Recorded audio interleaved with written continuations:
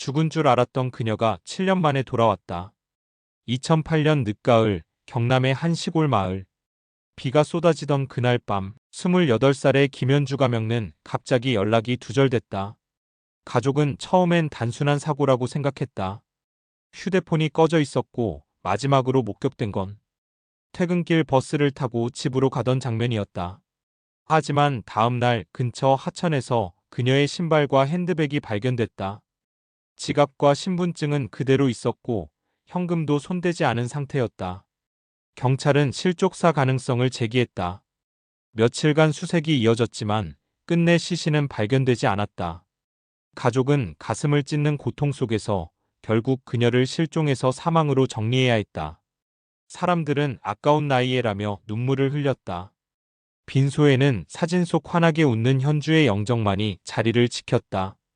친구들도 직장 동료들도 모두 믿기지 않는다는 표정이었다. 하지만 가장 힘들어한 건 어머니였다. 차라리 시신이라도 찾았으면 이게 무슨 날벼락이냐. 그녀는 영정 앞에서 몇 번이나 쓰러졌다. 결국 장례는 치러졌다. 그리고 현주는 그렇게 세상에서 사라진 사람으로 남았다. 그로부터 7년이 흘렀다. 가족은 여전히 그녀를 기억했지만 현실 속에선 점점 추억 속 인물이 되어가고 있었다. 동생은 결혼을 했고 친구들은 각자 삶을 이어갔다. 어머니는 여전히 밤마다 영정 사진을 바라보며 눈물을 흘렸지만 시간은 모든 걸 무디게 만들고 있었다.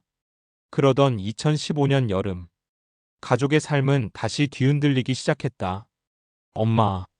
문 앞에 서 있던 여자는 7년 전 그날 사라졌던 바로 김현주였다. 말라 있었지만 얼굴은 분명했다. 사진 속 영정과 똑같은 사람. 가족은 충격과 공포에 휩싸였다. 어머니는 처음엔 유령을 본 줄 알고 비명을 질렀다. 그러나 그녀의 손이 따뜻하다는 걸 느끼자 눈물을 터뜨리며 껴안았다. 현주야, 정말 너 맞니? 현주는 가족에게 충격적인 고백을 했다. 그날 그녀는 단순한 사고로 사라진 게 아니었다. 그녀는 누군가에게 쫓기고 있었다. 그리고 모든 걸 버리고 사라져야만 했다. 7년 동안 그녀는 다른 이름으로 살았다. 낯선 도시에서 허드렛 일을 하며 자신을 찾는 그림자들로부터 숨어 지냈다.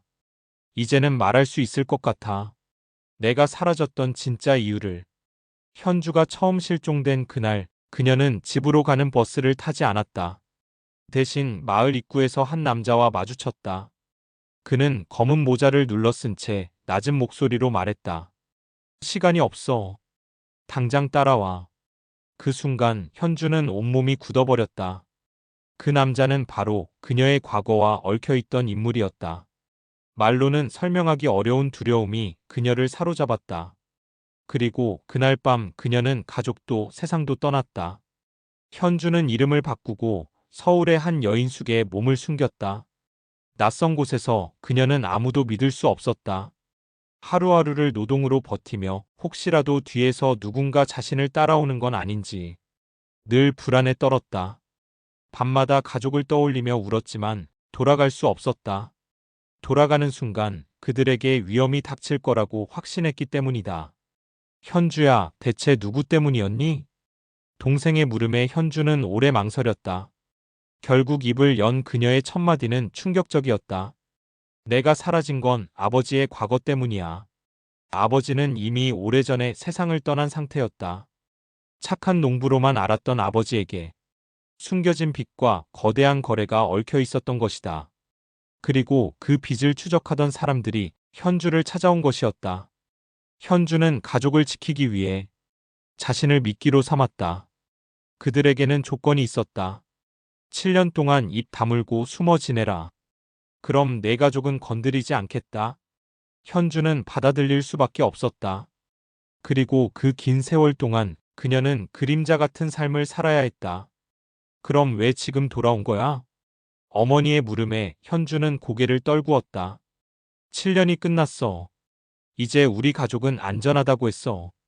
하지만 그녀의 목소리엔 여전히 떨림이 있었다. 마치 아직 끝나지 않은 그림자가 어딘가에 남아있는 듯한 기운.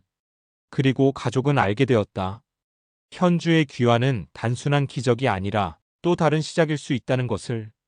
현주가 돌아왔다는 소식은 삽시간에 마을에 퍼졌다. 죽었다던 애가 살아 돌아왔다더라.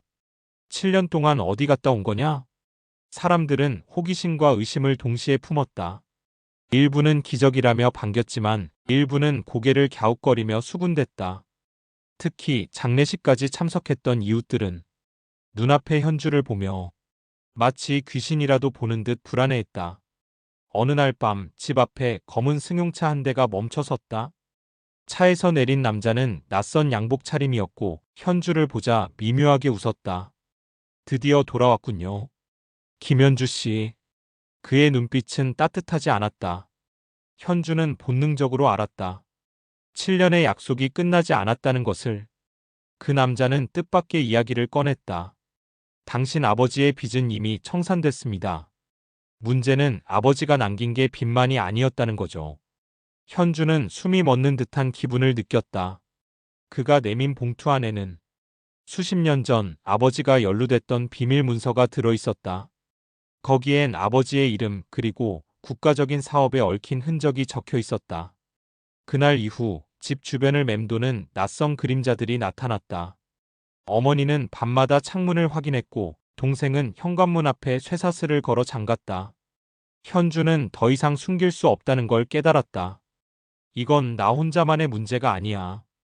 우리 가족 모두가 위험해질 수 있어. 그녀는 두려움 속에서 결심했다. 도망치던 7년이 아니라 이제는 맞서 싸울 시간이라는 것을. 현주는 다시 가방을 꾸렸다. 어머니는 오열하며 붙잡았다. 또 떠나려는 거니? 이번엔 언제 돌아올 건데? 현주는 눈물을 머금고 말했다. 이번엔 도망치는 게 아니라 끝내러 가는 거야. 그리고 그 밤 그녀는 7년간 피해 다니던 그림자의 본거지를 향해 발걸음을 옮겼다. 어둠 속에서 그녀의 뒷모습은 더 이상 피해자의 것이 아니었다. 마치 진실을 끌어내려는 증인의 모습 같았다. 현주는 마침내 자신을 쫓아온 이들의 근거지에 도착했다. 낡은 창고 그리고 그 안에는 낯선 남자들이 있었다. 그녀는 두려움 대신 오히려 담담했다. 7년 동안 도망쳤던 시간이 이제는 싸울 힘이 되어 있었다. 더 이상 숨어 살지 않겠어. 아버지의 일이라면 진실을 내 입으로 말하겠다. 그 순간 방 안이 술렁였다. 그들은 현주에게 문서를 내밀며 말했다. 내 아버지는 단순한 빚쟁이가 아니었다. 그는 거대한 사업의 내부 고발자였다. 현주는 충격의 말을 잃었다. 아버지가 숨겨온 건 빚이 아니라 부정부패를 드러낼 증거였던 것이다. 그 때문에 아버지는 평생 쫓겼고 그녀마저 희생양이 될 뻔했던 것이었다. 현주는 용기를 내어 그 문서를 언론에 넘겼다. 처음엔 기자들도 믿지 않았다. 하지만 문서의 진위가 확인되자 대한민국 사회를 뒤흔드는 사건으로 번졌다. 부정부패로 막대한 돈을 챙긴 세력은 줄줄이 체포되었고 오랫동안 그녀와 가족을 위협했던 그림자들은 법의 심판대에 올랐다. 모든 게 끝난 뒤 현주는 처음으로 마음 놓고 햇빛을 바라봤다. 이제 숨지 않아도 돼. 가족과 함께 밥상에 앉아 따뜻한 국을 떠먹으며 그녀는 7년 만에 진짜 집에 온기를 느꼈다. 어머니는 눈물을 훔치며 말했다. 내가 돌아와줘서 정말 고맙다. 시간은 흘러 현주는 평범한 일상으로 돌아갔다. 더 이상 그림자에 쫓기지 않았고 매일 아침 눈을 뜰 때마다 자유를 느꼈다. 그녀는 깨달았다. 내가 살아있다는 건 그 자체로 기적이야. 죽었다고 여겨졌던 7년. 그 긴 어둠을 지나 현주는 마침내 완전한 빛 속으로 걸어 들어갔다. 그리고 사람들은 그녀의 이야기를 이렇게 기억했다. 죽은 줄 알았던 그녀가 7년 만에 돌아와 세상을 바꿨다.